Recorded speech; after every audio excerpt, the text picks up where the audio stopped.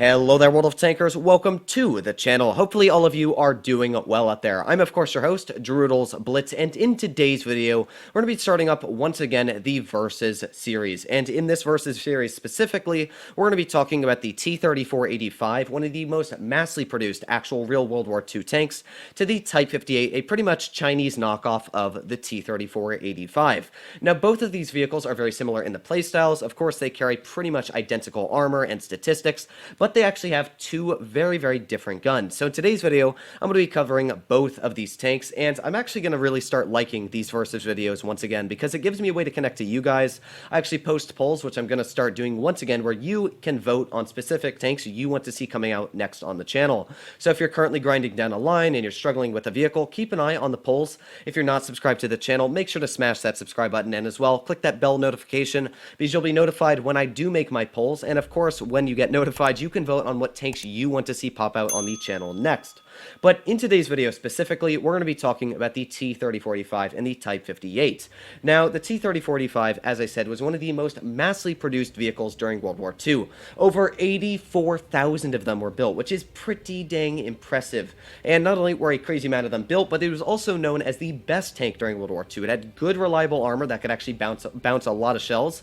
It had a decent gun. The first model, of course, the T-34, which is a Tier 5 vehicle in Blitz, is the base model. The T-34-85 is pretty much just the Tier 6 chassis. It's the Tier 5 tank, but with a different turret mounted on it, and of course, the turret's bigger, so that it can house an 85mm gun. Now, the gun you're seeing here, of course, is the late war model gun, because it's the long-barreled, but of course, there's also, which the Type 58 has, the early war 85mm, which is very deadly in real life, but in World of Tanks Blitz, it's definitely not as deadly in my personal opinion as the gun mounted on the 85. So I'm going to be very careful here, and this tank actually does have a lot of good statistics going for it. First of all, 8 degrees of gun depression. Not only that, but it actually has very nice penetration values, of course, for a Tier 6 vehicle. It's sitting at 144mm on the standard, and about 200mm on the premium, which is plenty to cut through pretty much any Tier 6 opponent you are aiming at, like, of course, that SU-100Y. Now, I'm not going to play with a 100Y, because that's a tank that, yeah, that'll hurt me quite a bit. We also got vehicles like the KV-3 and the Churchill, who are doing that. That's all I can say. But let's just get a premium shell, shoot at the side there. I, of course, don't want to be hit by the enemy tanks, which we still did get hit in the side of the fuel tank by that T-25 too. But now we can try and work our gun depression here, see if we can maybe get some shots into the T-25 too. That turret is a very troll one at that, I can tell you that. But we're going to plop on our adrenaline here. And you know what? We've got the KV-3. We can tap him in the turret. There we go. Turret bouncing some shots for us. We've got the SU-100Y aiming dead at me. Let's just see if we can peek, maybe get him to miss. He did not miss. And we've also got the T-25 too, trying to hold this position very aggressively here. But again, I want to be careful because of that SU-100Y. So there's another nice tap right into him. We have another SU-100Y aiming at me frontally here.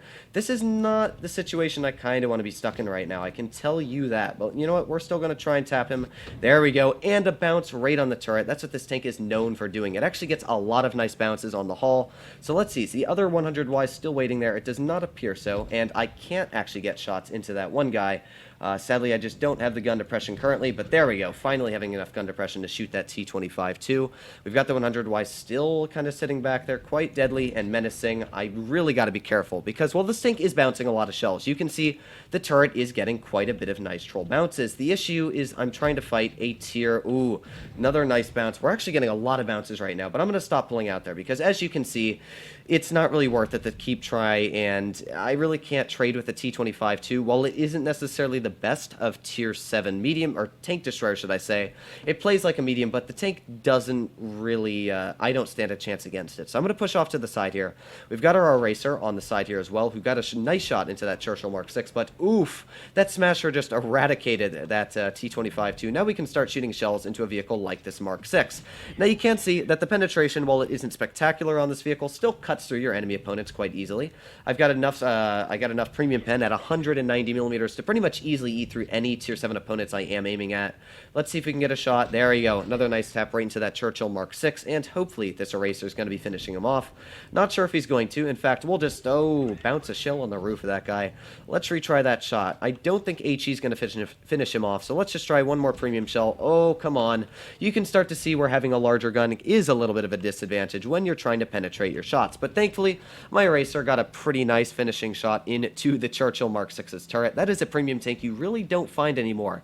And that Smasher finishing off that poor M6 with a singular shell. But of course, I guess that's the Smasher for you in a nutshell. Now, I gotta be very careful again because that KV-3 can instantly one-shot me, and it doesn't have necessarily the longest of reloads, so I'm not gonna play with that. I'm gonna stay very carefully here where I'm at. I think the KV-3 actually missed me. If I'm incorrect, well, I'm going to die. But, oh, he's not running the big gun. Okay, that's good for me. Oh, it's actually not good for me, I guess, because we just got a shell slammed right into our armor. But here we go. So we got the 100Ys right out in the open. Let's see if we can get one tap into you. There you go. Nice little tap. And, of course, we need one more shell to finish off that 100Y, which we're going to try and do, maybe not. Okay, so of course I'm still going to be trying to be very careful here. I really can't poke. The issue is if they get one singular shell on my tank, I'm pretty much going to die. So let's get another nice tap into that 100Y, and all that's left is one single tap, and we're going to finish him off. Now, I really would love to farm that KV-3, but well, it looks like the SU-100Y fired as it is, and we bounced him, but that's not the end of the planet because, of course, I'm going to out-reload a massive gun like that, and thank you very much for your hit points. So he's taken out. It is now a 3 versus 1, and, well, you know what? You may think it's a very simple win in theory. That KV-3 can easily kill me, and he can also one-shot my Smasher, which is definitely something I don't want to have happen right now. So I'm going to push up aggressive here. He's probably going to get a nice shot into the Smasher.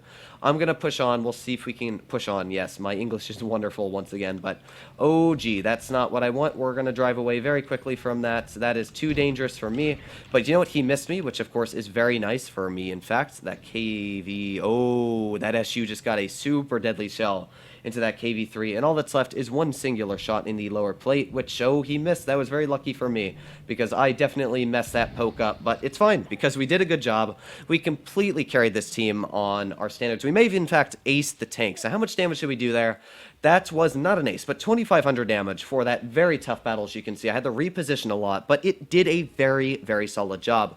The mobility on this tank is great. The DPM is very solid as well. It carries a 90mm, dealing 190 damage. Overall, I absolutely love the T-34-85, and of course, it's one of the most iconic vehicles in World War II. Now, moving on to the Type 58, this, as you can see, in looking-wise, is pretty much exactly the same as the T-34-85, and that's also very similar to the gun. However, there are a couple subtle differences. You'll notice, first of all, that that is not a long barrel. The T-34-85 has the longer chiseled barrel of the 90, or should I say the 85 millimeters. The Type 58 has a good gun. It actually has more damage per minute than the T-34-85, but it has way less penetration, only sitting at 128 millimeters. That's about, I'd say, I think it's 18 millimeters or 16 millimeters less than the T-34-85's gun. Not only that, but the premium is about 20 millimeters less, which is definitely a big downside. That means that, like that KV-3 that you saw I could barely pen with this tank, yeah, I don't think I could penetrate it at all. Now, looking at the mobility, you'll notice that this tank is not as quick in acceleration. It only goes about 36 right now, but it does have a better top speed, only 1 kilometer per hour more at 55. But I will say, you can notice that the top speed of this tank, while it is good, it definitely took a little bit longer in acceleration, and as well, you'll notice the aiming time is a lot worse with this gun. So there are a couple issues with this tank, and in fact, I'm going to say right off the bat that the T-34-85 is a way more enjoyable tank to run. Well, this tank does have a good gun. Well, it has good DPM, good damage per shot. The issue is that you'll notice here, the tank isn't really sporting the best aiming time, and that's a little bit of an issue. Alright, I'm not going to play with that. In fact, I'm probably detected from that shot. Yes, I am. I'm going to try and flank, maybe. I don't really know where the enemy team is. That's something that's not necessarily the best for me, but if they're up here, I'd probably be detecting them right now. Oh, gee, they are over here, in fact, and I'm going to try and get out of this really deadly spot right now. Oh, gee, there's more tanks than I really wanted here, and that Cromwell rolled very, very high. So one issue right now, you'll notice, is I'm in a very, very tough situation. In fact, that Cromwell Cromwell is going to try and poke that ridge, which, oh, that's a 400 damage bounce. Of course, I'm going to take that any chance I can. But there we go. Finally getting a nice shot into that Cromwell B, and you can see that the armor is working on this tank quite well. Now, what would bounce me for 400 damage? I'm not 100% sure. That's most likely, though, the SU-100. We've got the T-34-85 all the way at the back, and you can see there the dispersion really isn't the best on this vehicle. So, again, I've got to be extremely careful on what I'm doing here. I really want to try and take out that Tiger P. He's kind of left alone, but the issue is that, oh, yeah, that's not good there. So we've got the Eraser up top, and the main guy I really said, as I said, I want to clear is that Tiger P. He's shooting at my teammate, and if we can get some side shots into him here, it's going to hurt him quite a bit. So there's one nice side shot. Now if he's going to move, we've got to stay clear of that Eraser, of course. That Eraser is easily going to get shots into our vehicle, but you know what? We get a nice shot into that Eraser. I know that I'm going to out-reload him one more shot here, so let's go one more. There you go. Another nice tap right into you. Going to back up before I am stuck in a very deadly situation. The Tiger as well got a very beefy shell shoved into his vehicle. The biggest issue I have currently is with the Tiger P. That tank is easily going to rip into me here. We've also got the Eraser, though, in the back, so I'm in a really bad situation right now. So I'm going to try and run away, and I do think that the Eraser is going to hit me, which he did, but I'd much rather get away from the situation than continue to get pummeled by shell after shell. So let's see. There's a nice tap right into the side of the Tiger. That Eraser, I'm praying he doesn't hit me. Let's wiggle. Let's run away. Come on, run. Ooh, we got a very lucky bounce once again. Oh, yes. Okay, nice little snap as well right into that Eraser's turret. You'll notice that while the gun on this tank isn't the best on aiming time, it still does hit quite a bit of its shots. So we got the Eraser, once again, peeking his turret out, and, oh, the shell just ricocheted high there. The issue right now I'm, of course, having is that the Eraser's probably going to kill me if I poke. So I'm not going to poke, just going to enjoy the view. There we go. So now let's see if he wants to, well, he's probably going to die. You can see that we actually did a very solid job this game. Not necessarily as good as the T-34-85 game, but you can still see that this tank does a very solid job. On flat ground, has good acceleration, but the issue, as you'll notice, is that it's kind of just a worse T-34-85. It doesn't have the good gun mounted on it. So this game, while we still did good, we really struggled to get out the damage. This gun has really worse dispersion. It's got worse aiming time. The DPM is better, but the penetration is way worse. As you'll see, only 128 on this, where the T-34-85 is sitting at way better pen, 144, and the premium's 194. So I personally do think that the T-34-85 is a better vehicle. This, in fact, here is the same type of gun you'd mount on the Type 58. But what's the point of mounting this when, of course, you can mount the 85mm? That is the better one. So let me know what you guys think in the comments down below. I personally like the 85 better. I just think not only is a way more visually pleasing tank, it, of course, is one of the most influential tanks during World War II. And not only that, this tank is, of course, the G. It has the good gun. It's got pretty much everything going for it. I personally like the 34-85. Let me know what you guys think in the comments down below. But other than that, hope you're all doing well out there. Stay happy, stay healthy, and I'll see you in the next one.